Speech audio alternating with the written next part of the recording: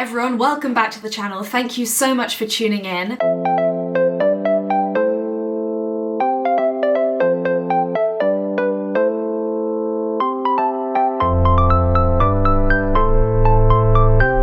In this week's vlog, I'm going to talk to you about everything I wish I knew before I had started running.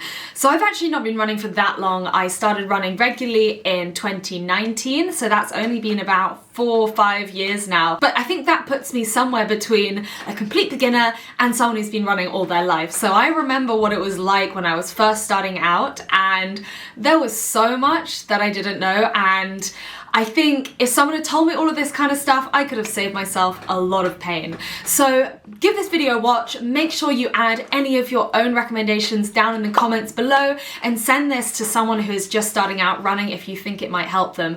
Oh, and don't forget to hit the subscribe button. I know so many of you guys watch without actually subscribing, so if you could hit the subscribe button, that would help me massively, and hopefully more people can see this video and get out running. This is everything I wish I knew before I'd started running. No one cares what you look like, no one even cares that you're running. The person that's judging you the most is just yourself. I wish I'd known that there is a solution to pretty much every problem, whether it is nipple chafing, blisters, pains, your leggings falling down. There is a solution to every one of these problems. All you have to do is Google it. There are so many runners out there and people have so much advice. On that note, I wish I'd known how friendly the community was. I would have got way more involved in clubs and races and just getting out there running with friends if I had known how friendly everyone was and how unjudgmental they were. It is okay and even recommended to run slow. Even if you walk on your runs, that still makes it a run. You are still a runner. You don't need to feel bad about going slow. I wish I'd known that even if you hate it at the start, running becomes quite addictive. I wish I'd known how much I am capable of, and this goes for every single runner. You are capable of so much more than you ever thought you could do. But it's also important to remember that just as you start to feel invincible, that's the time to take a step back and have a little bit of a break. That's always the time when I get injured. It is always the time when I get ill. And that is the time when it feels the best to take a step back and have a bit of a rest. I wish I'd known that you can't maintain peak fitness year round and that if you try, you're going to wind up injured. If a goal scares you, it is probably perfect. It is possible and definitely also recommended to stay strong whilst running every day. Running every day does not mean that you have to be stick thin and skinny and have no muscle. In fact, it's way better to keep up other sports and to cross-train and go to the gym and do as much as you can outside of running. There is no runner's body. If you have a body and you run, you have a runner's body. I wish I'd known that more running is not always better. Some pain is okay to run through, other pain is definitely not, and it takes a long time to learn the difference between the two. Just keep doing it and trial and error will get you there. Training plans are not just for elites and they're not just for complete beginners. There is a training plan available for every single ability, every single distance, and it can really help progress your running beyond what you currently do. But it's also okay to not have any goals and just want to run for the fun of it. If you're enjoying yourself just running as you like, that's absolutely fine and perfectly valid. This is a big one. Trust your body. Running shouldn't leave you completely exhausted and unable to complete your day-to-day tasks. If it does, that is a sign that something is up, and if your body is telling you you need rest, you probably need rest.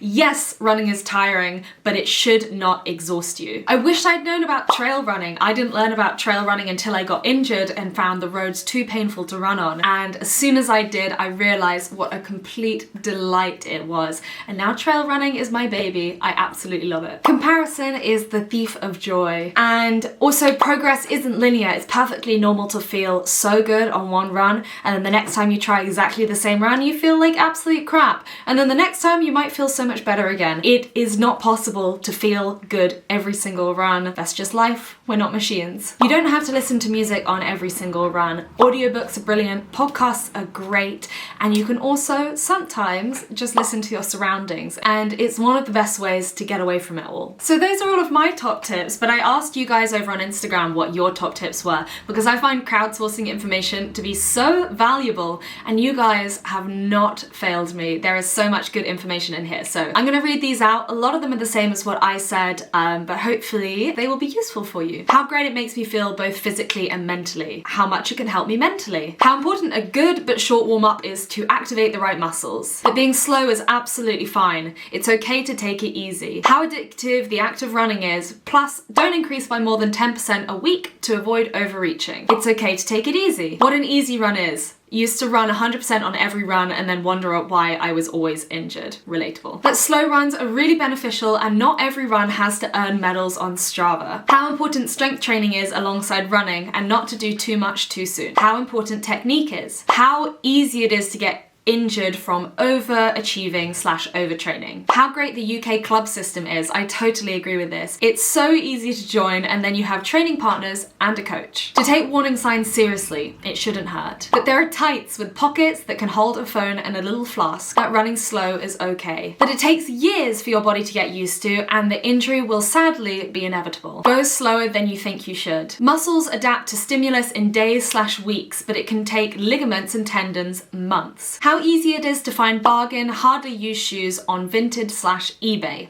Love that. Get proper running shoes. Go to a running store and have them test your stride. Poo before you leave. Great advice. Oh my god, when I tell you, when I first started running, I literally needed the loo as soon as I left the house. Not as soon as I left the house, not soon enough for me just to pop back. Just as I was sort of getting far enough away to really not want to have to turn around. So I pretty quickly learned all of the public toilets around London. Okay, so those are my favorite responses from you guys. Thank you so much for sending them in and I really hope this video helps some of you. I'd love to hear what you wish you had known before you started running, so make sure to stick that down in the comments.